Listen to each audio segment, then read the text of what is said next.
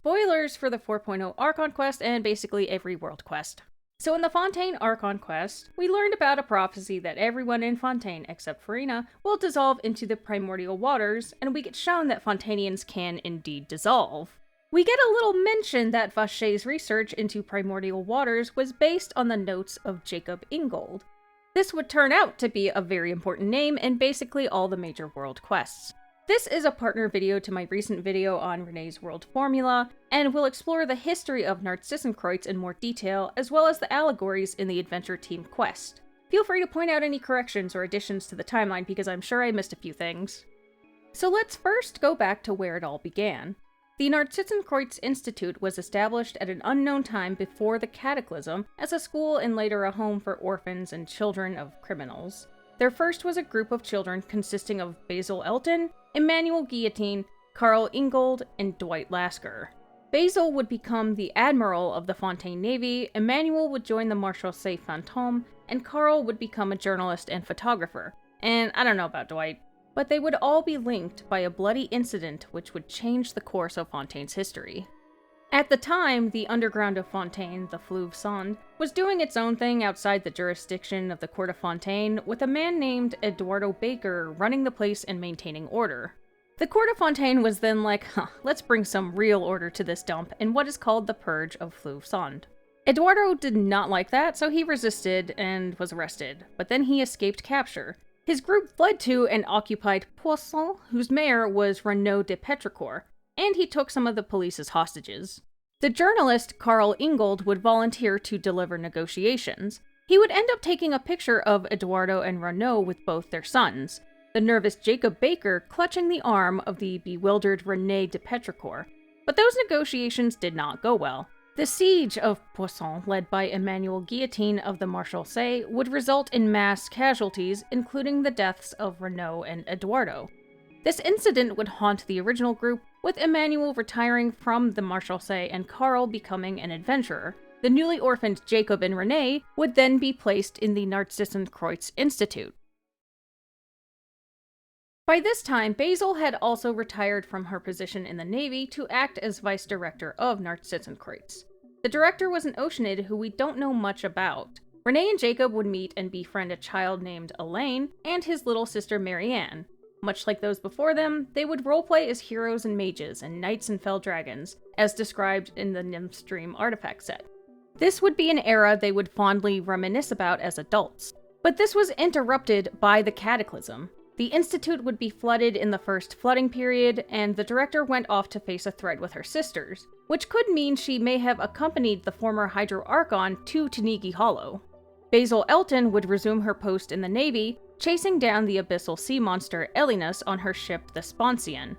But before Basil Elton went off to battle, she left Rene and Jacob in Carl's care, and Alain and Mary-Ann in Emmanuel's care. She also gave Jacob the feather in her hat. Sometime after the director and vice director's departure, Carl, Rene, and Jacob would go to Sumeru on an expedition. This was after the Hydro Archon's death, as they encountered the Gaukarina. Jacob and Rene were quite young at this point, with Rene having all his adult teeth while Jacob still only had 3. This is where Rene would investigate Conrian technology as well as Kavarina and abyssal energy. They would run low on supplies, and Jacob would end up having a near-death experience. It's implied that Rene used his newly gained knowledge about the Abyss to turn Jacob into an Abyssling to save his life. It's also during this trip where Rene first calculates the world formula. It's basically a computational scheme outlining the framework of civilizations rising, falling, and then rising again. However, according to Rene's calculations, there will be a great impact or a catastrophe, and after that, civilization will not rise again. Like actually end of the world type thing. This is a really important piece because basically circumventing or preventing the catastrophe motivates Rene to do everything that he does. Stopping the end of the world is his raison d'etre. Anyway, as for the other children, Alain and Mary-Ann would join the Marshal Sea, although Alain would quickly end up at the Institute for Natural Philosophy. On Alain's recommendation, Rene and Jacob would also join the Institute and collaborate with Alain. Alain would focus on his clockwork mecha and other feats of engineering. Here he would develop the Archie energy system based on pneumosia annihilation reactions, which is derived from Elaine's and Rene's research into prime energy machinery. This machinery includes Connery and Ruin machines as well as Deshart's primal constructs. They even got a hold of some rare Dowry mechanical parts that were being studied by Sumeru researchers. Elaine Zandic crossover episode when? Elaine would also invent Blade Wolves, and he would create Seymour for Mary-Ann to protect her. Elaine would get a research assistant named Carter, perhaps Carter Scherbius, who had also been at the Narzissenkreuz Institute, but didn't know or simply graduated earlier than the others. Carter grew close to Jacob as one of his only friends. Although he was presumably older than either Elaine or Rene, Rene often described him as, simple-minded, to put it lightly. He's self-admittedly clumsy and not as smart as the younger generation. As you peruse some old notes, you see he misses work more and more for unknown reasons, which would be revealed to be due to an incurable illness that even researchers in Sumeru could not diagnose or solve. So Rene had also joined Elaine's lab, but his interest is in a few more obscure topics. This includes, but is not limited to, abyssal powers, summoning monsters from beastly rifts, Elinus, past civilizations like Remuria and the Golden Troop, human evolution, transcending mortality, and primordial water. Some of this was before he joined the Institute, and while at the Institute, he tried to keep most of it on the DL. He is frustrated with people's lack of imagination in understanding the world formula he calculated, and forms a secret society called the Narzissenkreuz Ordo for those he has managed to convince. Eventually, Carter's health is failing to the point that Jacob proposes to Rene they do the same procedure Rene did on Jacob to turn him into an abyssling to save his life. This does not work, and Carter changes into something. Not alive, but not dead. He still makes noise even if his vocal cords are removed as they regrow within 3 days. This procedure would cause Elaine and Rene to fall out, and they would officially part ways due to differences in ideology. But Rene would continue on his quest to avert the catastrophe and also to save Carter. Rene would then go on to find the origin of life and explore research into primordial waters with a grand plan of dissolving the people of Fontaine. He studies the texts of the mysterious Golden Troop from Remuria, and he finds a sword that's really a key, and there's also a form of extremely effective witchcraft? Listen, I'ma be real with y'all, but I don't quite understand what the f he's talking about. But to me, it sounds like a bit of a concept baby between the Human Instrumentality Project, as well as the giant transmutation circle from Full Metal Alchemist. Yeah, sure, that sounds right. So Rene is the first to dissolve in his scheme, even though he's still not completely confident it'll work. But it does, and Rene starts to absorb people. After absorbing 3 Marshal Say agents, he learns that the Court of Fontaine has caught wind of the Narzissenkreuz Ordo, and also of their scheme, and they plan to take action against them. Side note, it's implied elsewhere that Emmanuel Guillotin met his end being dissolved, and I wouldn't be surprised if Rene did that to the man who effectively murdered his parents. Rene also talks a bit about being able to transfer consciousness given the right organ, which also, again, gives me some Dottore vibes. At some point, many people, a primordial spirit, and a bunch of mecha enter the corpse of Elinus to fight. This is the showdown between the Narzissenkreuz Ordo and the Marshal Say, where Rene and Jacob subdue Mary-Ann and Seymour, and turn Mary-Ann into an Oceanid, I guess. In the world quest, the Narzissenkreuz Adventure Team, you're helping the Oceanid Anne help her friends on the titular adventure team. The team consists of hydromimics, the duck Al, the finch Peticho, the frog Jack, and the dog Maury. There's also Colonel Kate the squirrel, who is also associated with the team. There's also Nay, their older brother, who we don't meet because he has already dissolved. Anne explains that the Narzissenkreuz kingdom, once lively and prosperous, was taken over by the fell dragon Narcissus, and they need to save Princess Lyris. After some bantering and battling and platforming, you reach the tower, and Al explains that Lyris gifted her greatest treasure to them. This treasure is time, and now she and the tower are in a stagnant, dreamless slumber that the fell dragon cannot taint. So Narcissus summoned waters to drown the kingdom. That kind of sounds familiar. So to protect the treasure, their older brother Nay had hidden the treasure in a patch in the firmament. The firmament here is literally the water ceiling. Anyway, Nay ended up dissolving. So you bubble up to the treasure and find that it's a pocket watch that has long stopped working. You go back to the tower and fight minions of Narcissus, but realize you can't proceed to the next level. The adventure team unites into another bubble so that you can fly up to a door transporting you to the real tower. This is where the story shifts. It's less about saving Princess Lyris and more about Anne recalling childhood at the Narzissenkreuz Institute.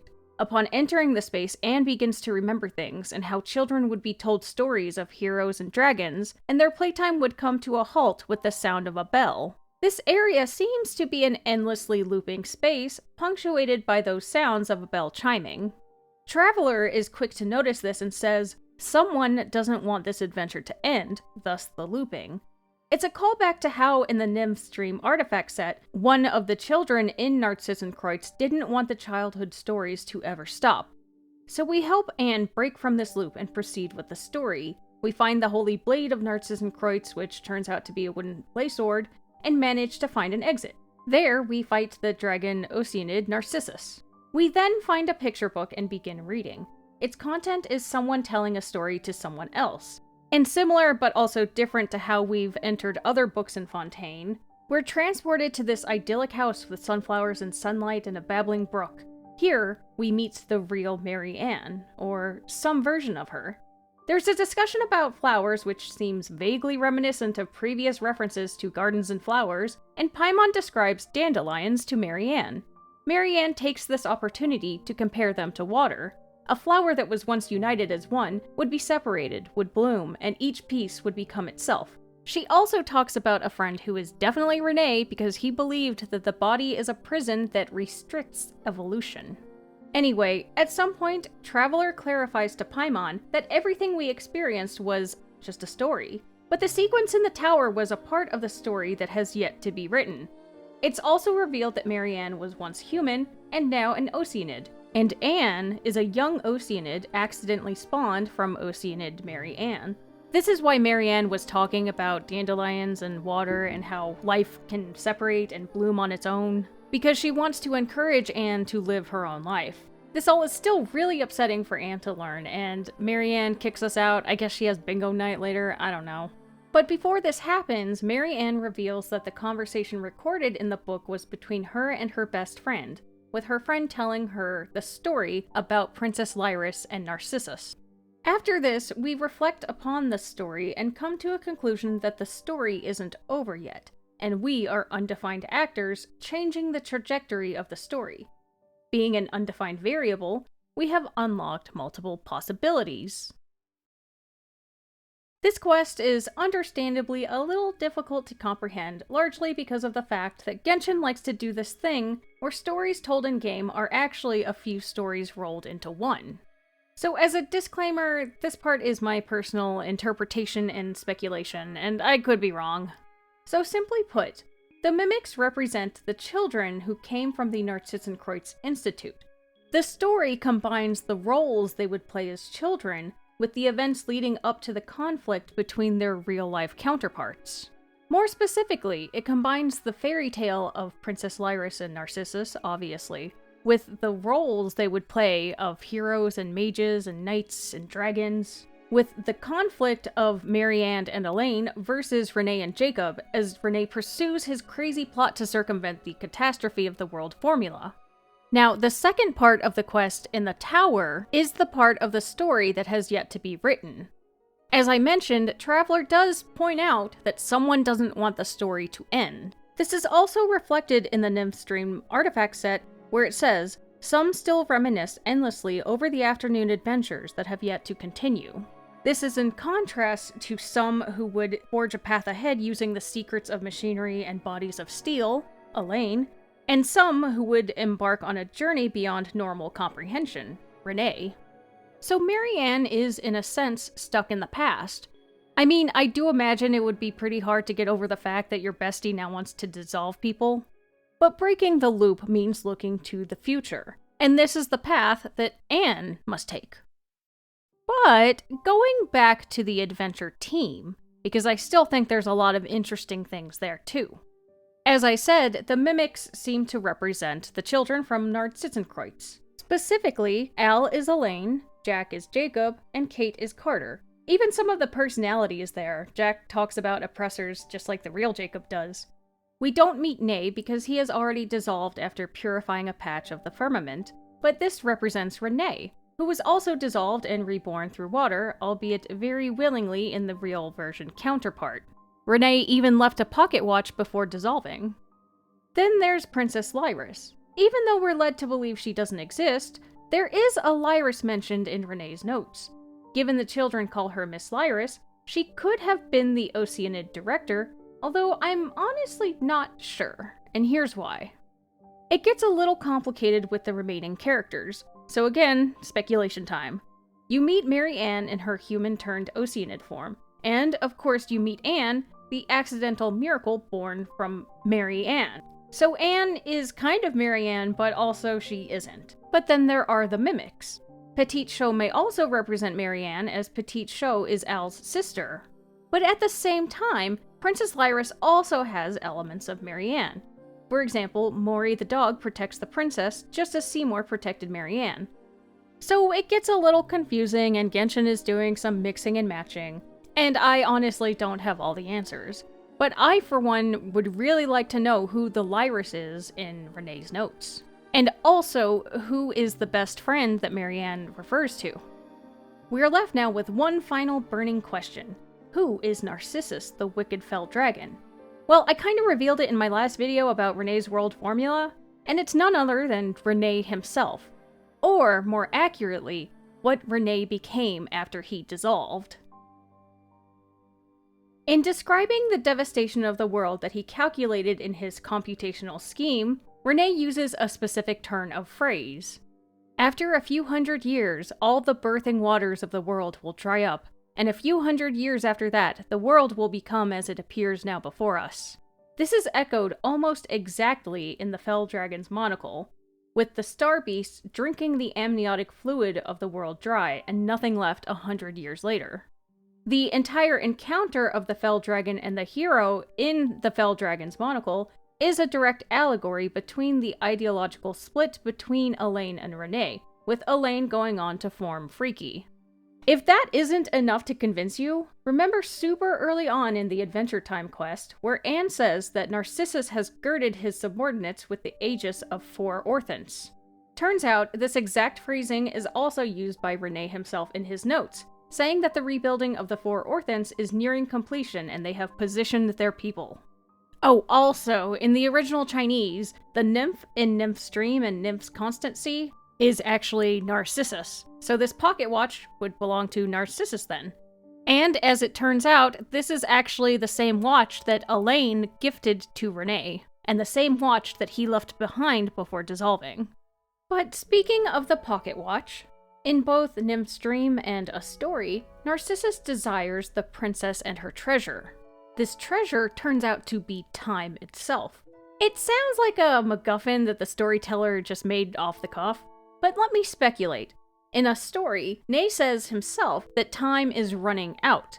This is obviously a reference to the clock ticking down to the catastrophe of the world formula, so I could see then how he's always desired more time to figure out a solution. Alternatively, if you remember back to Nahida's second story quest, the fungi do talk about the power of time. Specifically, the power of time accumulates slowly, so if you want to grow or change quickly, a great price must be paid. And remember, Rene becomes obsessed with the idea of evolution and transcending mortality. Again, just speculation. Anyway, so earlier in the quest, Paimon argues with the team whether Narcissus is a dragon or an Oceanid. It shares the essential qualities as Debalin or Ajdaha or Apep in being a blue beast with wings, an aggregation of primordial rage, and an inscrutable master of many servants. I should note, I do think there's actually some deep commentary here about dragon taxonomy and phylogeny, and form and essence, but that's another discussion. What I want to point out is something I've talked about before, the role Rene, or Narcissus, plays as a dragon. The Fell Dragon's monocle says that a hero can turn into a Fell Dragon, and that in one story, you can be a hero, but from the other perspective, the Fell Dragon. Rene and the Narzissenkreuz Ordo play the role of the Fell Dragon, the villain, but Rene has wanted to save Fontaine from catastrophe. In his story, He's the hero. Well, this turned out a bit longer than I wanted, but thank you for watching, and please like, comment, subscribe, and hit that notification bell. We're on a little break right now, but I often will co-host a stream with my friend Owlet over on twitch.tv/OwletDesu, so catch us in a few weeks. Thank you again, and remember, do not stand on the top step of a ladder, it's dangerous. Okay, bye!